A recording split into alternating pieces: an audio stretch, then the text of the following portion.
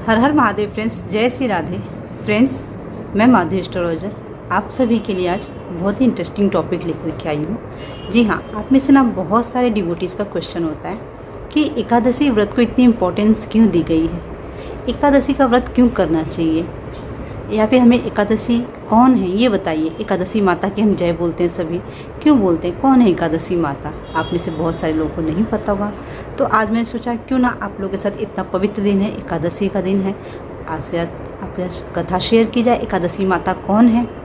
जी देखिए, बहुत पहले की बात है, सतयुग की कथा है ये, मैंने ऐसा पढ़ा हुआ है।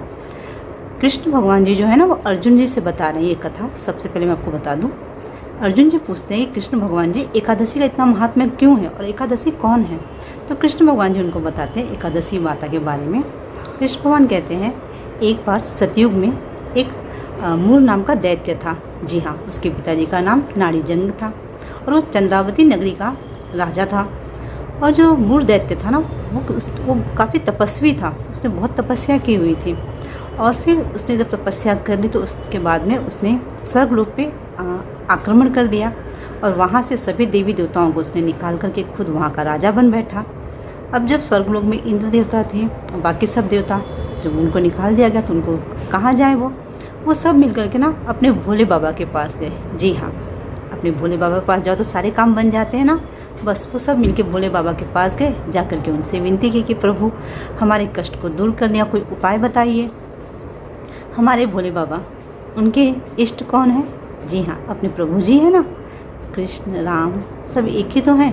तो भोले बाबा ने बोला कि काम करिए, आप सभी मिल करके विष्णु भगवान जी के पास जाइए, वो आपके इस प्रॉब्लम का सलूशन ज़रूर बताएंगे। फ्रेंड्स देखिए, मैं थोड़ी सी यहाँ पे लोकल लैंग्वेज यूज़ कर रही हूँ क्योंकि मुझे पता है अगर मैं बहुत पूरे टफ वर्ड्स यूज़ करूँगी तो आपको समझ में नहीं आएगा, और मेरा एम यहाँ पे है आप सभी को कथा समझ में आए। तो जब सब भी देवी देवता मिलकर के प्रभु जी के पास गए, अपने श्री हरि जी के पास गए। कहाँ गए? जी हाँ, विष्णु धाम में गए, जहाँ प्रभु अपनी शेषशैया पे शयन कर रहे थे। तो वहाँ पर जाकर के उन्होंने पूछा, भगवान को सबने प्रणाम किया प्रभु जी को। तो भगवान ने सभी देवी देवताओं को बोला, बोलिए क्या बात है? सब देवी देवताओं ने प्रार्थना की, इंद्रदेव ने प्रार्थना की कि हमारी प्लीज़ रक्षा करिए, मूर नामक दैत्य जो है हमें परेशान करके रखा है, उसने हमारा राज्यपाट सब छीन लिया, हमें स्वर्ग से भी निकाल दिया है। तो भगवान ने बोला ठीक है, चलिए मैं आता हूँ, आकर के उससे युद्ध करूँगा। तो सब देवी देवता चंद्रावती नगरी की तरफ गए, सभी देवता, और प्रभु भी साथ में पीछे पीछे उनके चले। और फिर वहाँ जा कर के देवताओं में और दैत्यों में लड़ाई होने लगी तो देवता लोग हारने लगे दैत्यों से। तब भगवान लड़ाई मतलब युद्ध मैदान में आ गए और उन्होंने भी लड़ाई स्टार्ट कर दी। बहुत सारे दैत्यों को उन्होंने मार दिया। फिर मूर दैत्य आ गया प्रभु से लड़ाई करने। अब जब मूर दैत्य में प्रभु में लड़ाई होने लगी ना, तो भगवान जी जितने भी अस्त्र शस्त्र उस पर चढ़ाते, वो सबके सब ना अस्त्र शस्त्र जो भी बाण चलाते थे, वो सब फूल बन के उसके ऊपर गिरते थे। क्यों? क्योंकि वो बहुत तपस्या उसने की थी। वो भी एक अलग स्टोरी है, वो फिर कभी आपको सुनाऊंगी। अब भगवान अस्त्र शस्त्र से लड़ाई करना बंद करके भगवान ने क्या किया, दोनों जन आपस में कुश्ती करने, इसको हम मलयुद्ध बोलते हैं, मलयुद्ध करने लगे। मलयुद्ध करते करते बहुत लंबा समय बीत गया, भगवान जी थक गए। भगवान ने सोचा अब तो ये मरने वाला तो है नहीं, थोड़ा टाइम रेस्ट कर लेता हूँ। भगवान गए, एक गुफा थी, भगवान जाके उस गुफा में रेस्ट करने के लिए लेट गए। अब भगवान का पीछा करते करते करते वो दैत्य वहाँ आ गया। जब वहाँ आया ना, तो उसने देखा भगवान सो रहे हैं, तो उसने सोचा सोते हुए भगवान को ही मार देता हूँ मैं। अब जब वो मारने के लिए चला तो भगवान के शरीर से एक कन्या उत्पन्न हुई। जी हाँ, एक कन्या प्रकट हुई। और उसने देखा, उसने बोला कि भगवान सो रहे हैं, तो वो युद्ध करने लगी मूर दैत्य से। अब मूर दैत्य में उसके बहुत युद्ध होने लगा, तो उसने मूर दैत्य को मारा एक थप्पड़, और जिससे मूर दैत्य मूर्छित हो गया, बेहोश हो गया थोड़े टाइम के लिए। फिर जैसे ही वो होश में आया ना, उसने सोचा अब मैं इस कन्या का मर्डर कर देता हूँ। वो कन्या रहा था मारने के लिए, बस कन्या ने क्या किया, फट से उसका सर काट दिया। तो वो कन्या कौन थी अभी आपको पता चलेगा। तब तक भगवान की नींद खुली, भगवान जागे और देखिए अरे मूर दैत्य तो मरा पड़ा हुआ है। तो भगवान ने सोचा किसने किया, तो जो कन्या थी वही थी। उन्होंने बोला कि प्रभु, मैं आपके शरीर से प्रकट हुई हूँ, मैंने इस मूर दैत्य को मारा, आपको सोया हुआ देख करके ये आपको मारने जा रहा था, तो मैंने इसका वध कर दिया। तो भगवान ने बोला अरे वाह, आपने मेरा और सभी देवताओं का काम बना दिया, मैं आपसे बहुत प्रसन्न हूँ, आप मांगे मुझसे क्या मांगना चाहती हैं। तो वो जो कन्या थी उन्होंने बोला कि भगवान, मैं चाहती हूँ कि जो भी लोग मेरा व्रत करें, मेरे दिन आपके पूजा पाठ करें, उस दिन उन्हें आपकी भक्ति प्रदान हो, आपका लोक प्रदान हो।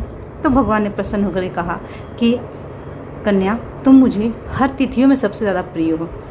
कोई भी यदि आज से मैं तुम्हारा नाम एकादशी रखता हूँ, अगर कोई भी एकादशी के दिन मेरी पूजा अर्चना करेगा तो उसके सारे पाप नष्ट हो जाएंगे। व्रत करेगा, उसके सारे पाप समाप्त हो जाएंगे। और जो भी फल हमें मिलता है ना, सूर्य ग्रहण के टाइम, चंद्र ग्रहण के टाइम फास्ट रखने से और रासु यज्ञ करने से जितना भी फल मिलता है, तीर्थों में दान करने से, तीर्थों में स्नान करने से, वो सब फल की प्राप्ति हमें सिर्फ एकादशी व्रत करने से मिल जाती है। अब यहाँ आप में से बहुत सारे लोगों का क्वेश्चन होगा ना कि हम तो सालों से एकादशी का व्रत कर रहे हैं पर हमें तो कोई आज तक ऐसा पुण्य नहीं मिला, क्यों? देखिए, एकादशी व्रत के साथ साथ में ना हमें बहुत सारे नियम फॉलो करने चाहिए। मैं आपको यहाँ पे एक छोटा सा एग्जांपल देती हूँ। आप में से बहुत सारे डिवोटीज़ ना एकादशी का व्रत करते हैं पर वो कोई रूल फॉलो नहीं करते हैं। फॉर एग्जांपल, एक इंस्टा फॉलोवर ही है मेरी, उनसे मेरी बात होती है, वो मुझे हमेशा एकादशी के बारे में पूछती हैं। मैं उनको हर बार बताती हूँ एकादशी का व्रत किस दिन करना है। फिर मैं उनको ये भी बताती हूँ हर बार कि 10वीं के दिन ना आपको रूल्स फॉलो करने चाहिए। अब इस बार क्या, एकादशी 2 दिन थी, कल भी थी, आज भी है एकादशी। अब उन्होंने क्या किया, 10वीं एक दिन पहले लगी थी, 10वीं के दिन उन्होंने आराम से, जो हम बोलते हैं 10वीं के दिन से ही हमें रूल फॉलो करने चाहिए। उन्होंने जो कढ़ी बनाई, कढ़ी में ऑनियन डाल करके बना लिया और खा लिया उन्होंने। तो उन्होंने पूछा कर सकते हैं ना, क्योंकि एकादशी तो 2 दिन है। तो मैंने उनको क्लियर बोला, जी नहीं, ऐसा नहीं होता है, एकादशी 2 दिन है, पर उससे क्या हुआ, आपको 10वीं के रूल तो फॉलो करने ही चाहिए। फिर एकादशी 2 दिन हो या 1 दिन हो। अब फ्रेंड्स, एक और मैं आपको बताती हूँ। 1 साल पहले 2019 में मैं एक बहुत बड़ी टेम्पल में गई थी।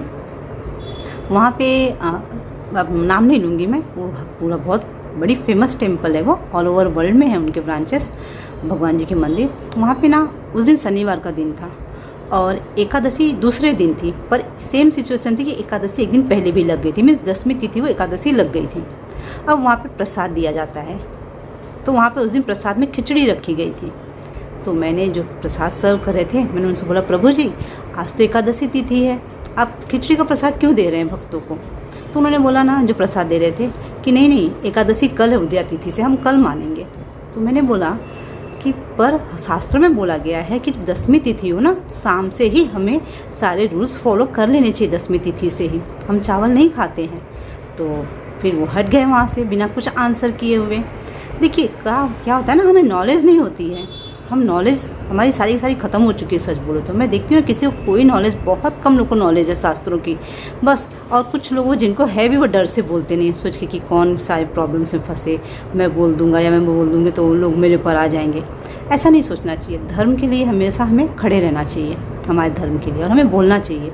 तो अगर आप डिवोटी हैं, भक्त हैं, एकादशी का व्रत करते हैं, तो आपको 10वीं तिथि से ही एकादशी के सारे रूल्स फॉलो करने चाहिए। जी हाँ, अगर आप भक्त नहीं हैं, आप नहीं करते हैं, तब तो कोई बात नहीं। अगर आप करते हैं तो प्लीज़ सारे रूल्स फॉलो करिए, और एकादशी के रूल्स स्ट्रिक्टली फॉलो करने पे ही हमें पुण्य की प्राप्ति होती है। ये बात याद रखिए। या तो एक काम आप करिए, आप भक्ति भाव से करिए। आप ये किसी कामना से मत करिए कि आपकी कोई विश है आप उस लिए कर रहे हैं। आप ये मत सोचिए कि मुझे भगवान का धाम मिलेगा। आप अगर किसी विश से करेंगे ना, तो आपको सारे रूल्स फॉलो करने चाहिए। पर अगर आप भक्ति भाव से करें ना, तो भगवान जो है ना, भक्त के वश में होते हैं। जी हाँ, वहाँ आपकी लाखों गलतियाँ माफ़ होती हैं। आपकी हर गलती को प्रभु माफ़ कर करके आपके पूजा भक्ति को स्वीकार करते हैं। तो आप भक्तिपूर्वक प्रभु का पूजन करिए, व्रत करिए, तो देखिए कोई अपराध नहीं लगेगा।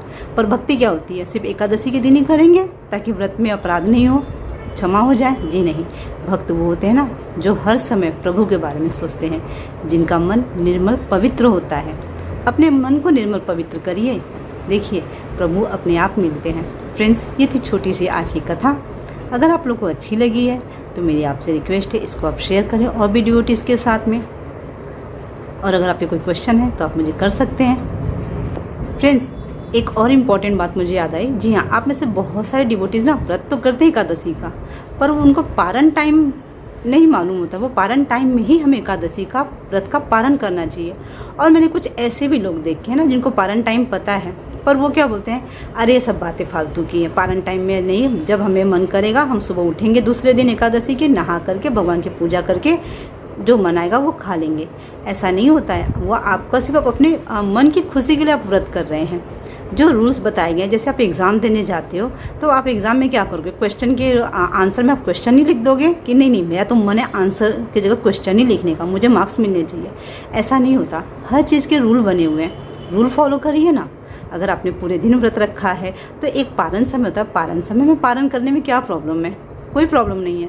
बस एक जिद होती है अपने आप को करेक्ट प्रूव करने की, वो जिद छोड़िए, पारण समय में पारण करिए और विधि विधान से पूजा करिए, पाठ करिए प्रभु का।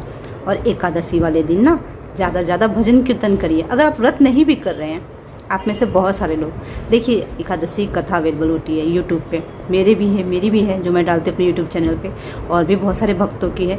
जहाँ कहीं पे आपको कथा मिले ना, आप कथा श्रवण करिए, जरूरी नहीं मेरी ही करिए, जिनकी भी कथा आपको अच्छी लगती है सुनिए। व्रत नहीं कर रहे हैं, 5 मिनट की कथा होती है, 5 मिनट की कथा देख लीजिए, जो कथा जहाँ पे सबसे छोटी हो ना यूट्यूब चैनल पे वो सुनिए। क्यों? क्योंकि वहाँ पे सिर्फ कथा होगी, व्यथा नहीं होगी। तो आप कथा सुनिए और सुन करके पुण्य अर्जित करिए, मेरी आप सबसे ये रिक्वेस्ट है। चलिए, आपके कोई क्वेश्चन है तो प्लीज़ करिए मुझे, नेक्स्ट वीडियो में फिर मिलेंगे। तब तक के लिए जय श्री राधे, हर हर महादेव।